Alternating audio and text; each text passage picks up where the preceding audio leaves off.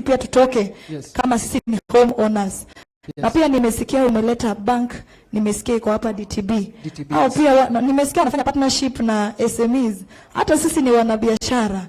Kuna wale ambao wanafanya kazi ya hardwares wako huko nje, wale ambao wanatamani sana wakue na ni mafundi. Kwa hivyo wakipatana na sisi pia inaweza kuwa kitu kubwa. It can be a very good thing for us as fundis, women fundis in construction.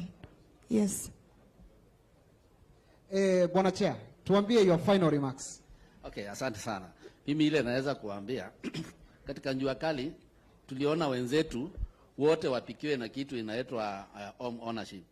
Na tukaanzisha kikundi inaitwa Jua Kali Contractors Federation of Kenya.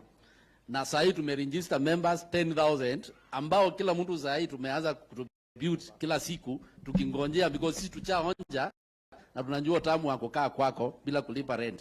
Asante sana. Asante sana Chair. Mpigeni chairman makofi tafadhali. Thank you. Bwana Muturi, your closing remarks. His Excellency wants to join us. Thank you so much.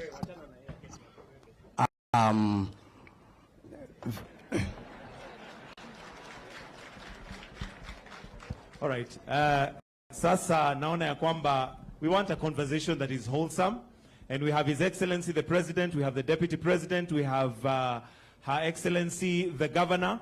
Kama kuna maswali yoyote, kwa sababu kuna mtu amesema hapa ya kwamba tuongee ukweli, si ndio?